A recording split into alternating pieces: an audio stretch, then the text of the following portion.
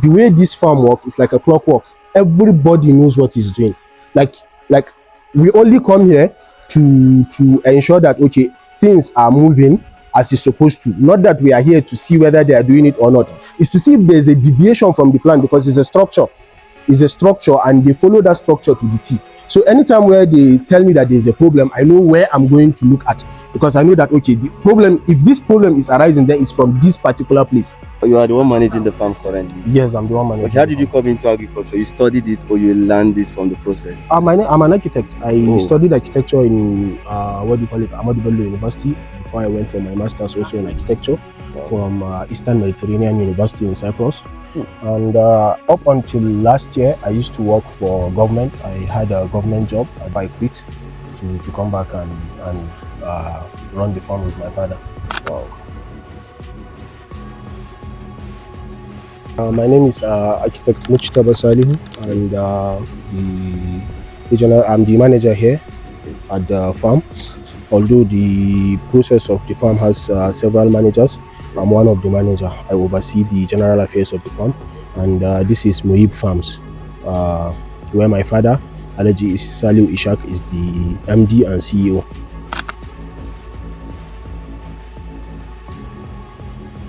I believe poultry farming, we have different aspects of poultry farming. Yes. There are people that go for meat production, yes, egg production. What do you guys basically do here? We do both, but currently what we have on ground, we've sold off our broiler, and we do them based on a contract. So we reach out to hotels and event centers, and when we have an agreement with them, then we put the bites.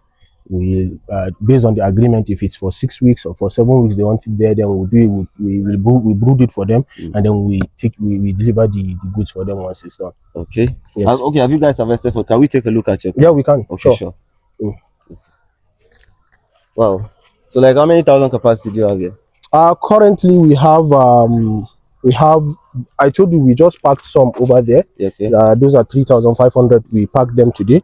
Yeah, we have to go through here, please. Okay, so we packed 3,500 today, but with those 3,500 that will move to the new farm, in total we'll say we have about 11,000 beds. 11,000 beds. Yes, 11,000 beds. Okay. The whole pen can take 2,300, and we actually filled it up to 2,300. But along the line, there is mortality on a daily basis. Yeah. So we have about 2,100 and I think 34 based on yesterday's report. We do report every day based on yesterday's record. Yeah. Okay. Talking about reports. Yes. Where can you position reports and record keeping in terms of farming? How important is record keeping? It's everything, because for instance, you can be operating a poultry farm, maybe like you have a 1,000 poultry pen capacity, and you have 1,000 beds there. But if you don't have the record of how many beds are there, you might end up with maybe 700 beds or 600 beds, and you don't know. You are calculating maybe you have 900 beds. So you keep giving those 600 beds the feed of 900 beds and expecting the result of 900. And they can never give you that same result. But if you have the record with you, I know that every day from the one that they brought them, I have 1,000, and maybe after a week I lost 2. I know I have 998 now. So that way I keep counting, and I will be adjusting my feed based on their number. And even if I want to do my vaccine, I'm buying the ones that are accurate for those numbers. But if you don't have a record, even this is the aspect of feeding and expenditure. Now we are going back to the issue of what is giving me money, the revenue. If I don't know if I don't have the record, I can't even calculate the percentage of the production. I don't know how many they are, and I don't know how to calculate it, because how you calculate it is the number of eggs you get by the day, the number of eggs that is in crate, you multiply it by 30 to bring it back to pieces. Yeah, because each crate has 30 pieces in it, right? So once you have that number, you now divide it by the total number you have. It will give you a percentage, and the best percentage that normally poultry farmers look for is between 80 to 85%. So, but if I don't know the numbers, it might be telling me that I'm having 90% and I'll be happy. But at the end of the day, I'm not actually having 90% because I don't have the record. Yes. Okay, presently the capacity of bed you have here, how do you scale your cost of production weekly? Like how is your cost of production weekly in this with the capacity you have at the moment? Okay, it's actually not even weekly, it's daily. It's daily because the what you calculate for them is what they take in, what they consume, that is their feed, right? So because we make our feed over there, we are going there shortly, it's our feed mill, we make our feed ourselves. So because we are making our feed, we know what is the total cost it takes us to produce one bag of feed. And for this pen, this particular one, they consume 10 bags daily. It cost me around 11,000 to make my own feed, as opposed to the ones I'm buying outside at 13,200. So I'm saving about 2,200 on my feed. So if you multiply that by 10, because I told you they are consuming 10, I'm saving actually 22,000 naira per day. Multiply it by 30, that is 660,000 on this pen, just this one. Yes, so you see, basically, if you know your numbers, you are good to go in the business. Okay, you say you produce your own feed here. Yes. Wow. Okay, we have different poultry farms in Kano, in Africa, all over the world. Okay, what differentiates Muib's egg production with other farms? Okay, I will say that particularly it's the whole management. Just like I told you initially, it's not about what you see. If had it been you came here early in the morning, the way this farm work is like a clockwork. Everybody knows what he's doing. Like we only come here to ensure that okay, things are moving as it's supposed to. Not that we are here to see whether they are doing it or not. It's to see if there's a deviation from the plan, because it's a structure. Is a structure and they follow that structure to the T. So anytime where they tell me that there's a problem, I know where I'm going to look at, because I know that okay, the problem, if this problem is arising there, is from this particular place. So based on that, we know okay, this is the what do you call it, feed we are having, this is the eggs we are having, based on the numbers they have. And if there is any differentiation in that numbers, then we know it's from another aspect that we're going to look at. Yes. Okay, once your production is dropping, you know, we have, I believe this bird have resting stages. Yes. Yeah, most of them, all of them cannot lay egg in every a day. Yes. Yeah, every day. No. Okay, so what do you actually see? Is it from what shows you that there's a problem? What usually gives you that signal, that sign that there's a problem with our production, or there's a problem with our the quality of our egg? Yes. Yeah. Where do you think such problems? Okay, there are so many things that one consider. One is the egg size. Okay. Then the color of the egg. Yes, the color of the egg tells you a message. Then finally also the color of their droppings. Those are the things. Once you look at the dropping and you see that the color is uneven, maybe normally their color is about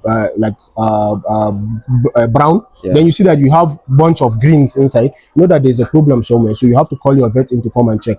And another thing that we do check for their health is this issue of their comb. Yes. You see, if you can see their comb all is red, which is good.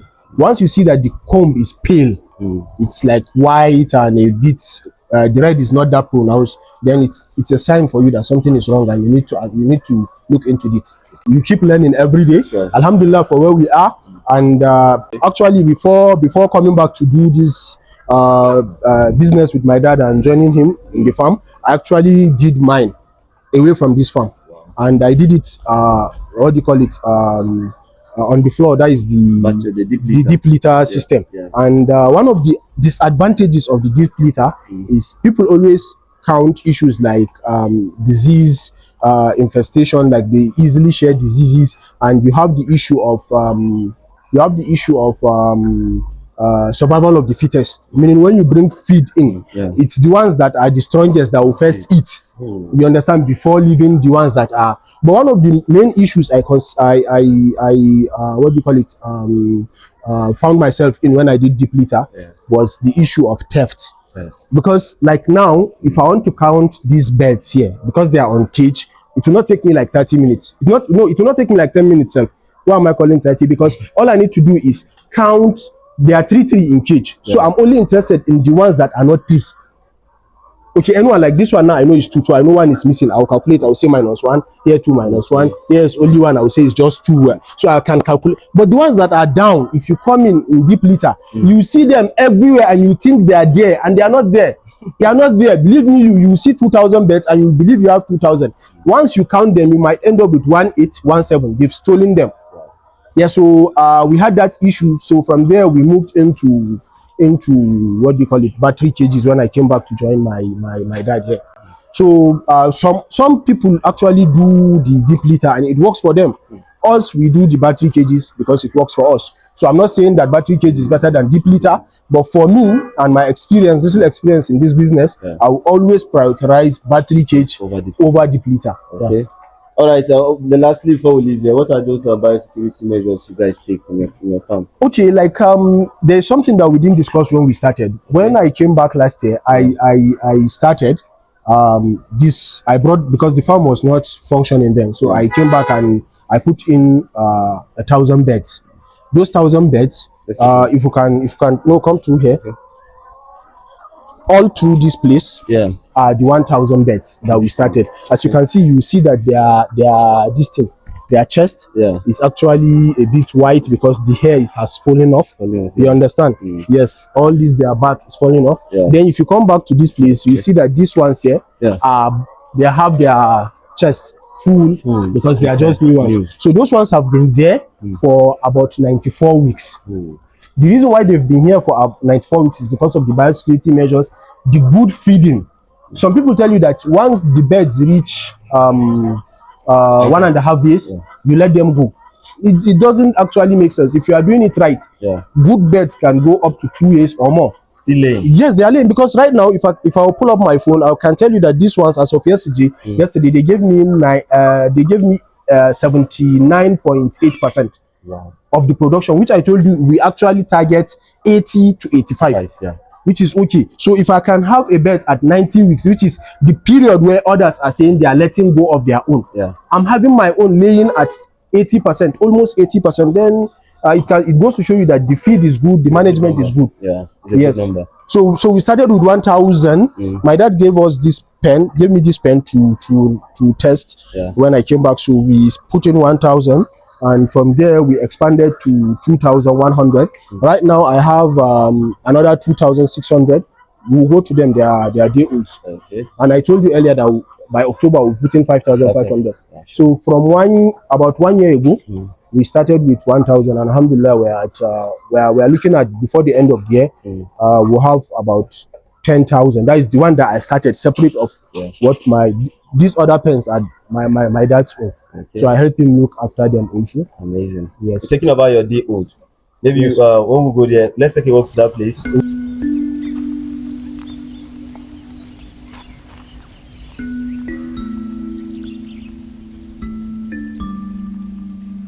So this is a temporary shelter for our staff. They normally sleep here with them all through about the first 6 weeks. They are together with them, nurturing them, taking care of them.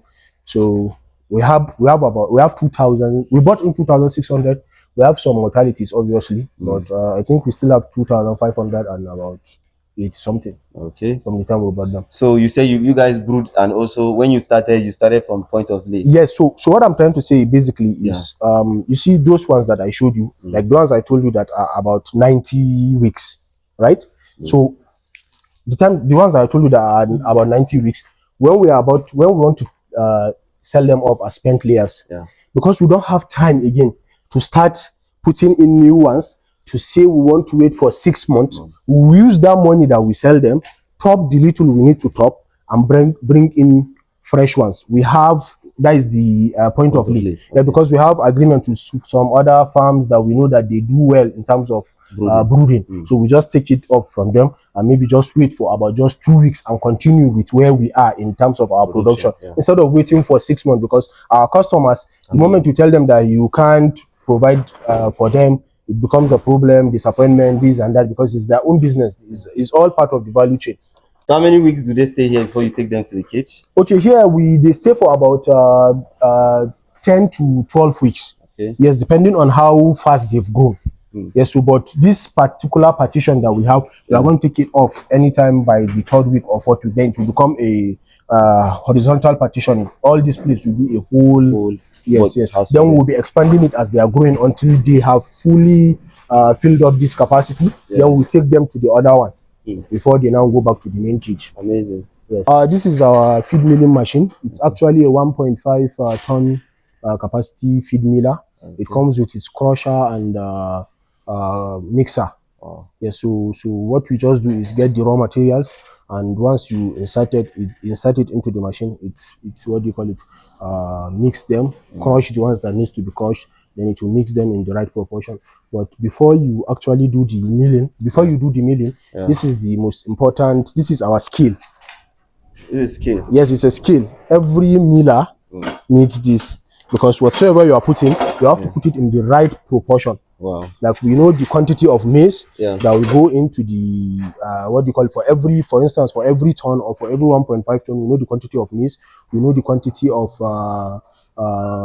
what do you call it, wheat offal, we know the quantity of maize offal, the methionine, lysine. Those are things that you mix in the right proportion to give them a balanced diet.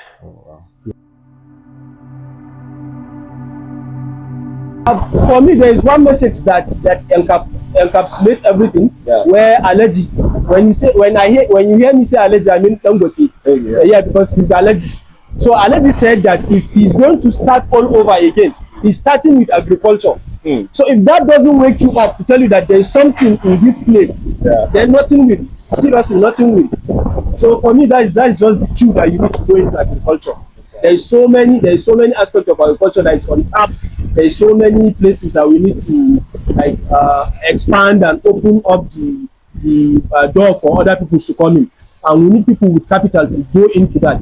For instance, this whole issue of poultry in the north, currently in the north, we only have one hatchery, and they just started about 4 or 5 months ago, which is older. All the birds that you see, I took you to my brooding room there. This one said they are all coming from the south. They are coming from the south, and the only difference is that those people in the south, they took the risk. They had the money, they took the risk. We have the money, but we are afraid to take the risk. There is actually a market for what we call it, hatchery. We don't have hatcheries in the north. Before these birds come to us here, they are sick, they are tired, some die along the way. But if you are getting them in somewhere from Kaduna or maybe like in Jigawa, coming to my farm in Kano here, I can get them within 1 day. Within some hours, they won't get tired, my birds will be okay, and they'll come and perform optimally. So if people have money and they want to go into poultry, I will advise them to go into the hatchery business, because that is where we need people in. There are so many poultry farms, but we have no hatchery. Yes, everybody now is milling his own feed. We don't need more companies milling. We need hatcheries. Hatcheries are what is going to open up the business for us. Because if we can get a hatchery in the north, it's going to significantly reduce the cost of the birds for us here in the north. Because we are buying a day old now at 3,300. Some as high as 3,500. So just imagine that we have a hatchery probably in Kaduna. I can be getting it for 2,700. Because part of what costs make up that cost is the transportation distance. So if you can cut down that distance, then you save up some money, and I believe that it will eventually translate in the cost of the birds, whether you are doing broiler or layer. So it's going to affect you by the end of the day. Okay, guys, it has been an amazing atmosphere out here in Muib's Agro Alliance Solution. I've been with the general manager here so far. You have heard from the horse's mouth, this business is actually very lucrative. This is a business you should venture into, because we all believe that agriculture is the future and Africa is the future, guys. See you on my next video. Do well to like this video, subscribe to our YouTube channel for more amazing content like this, and peace.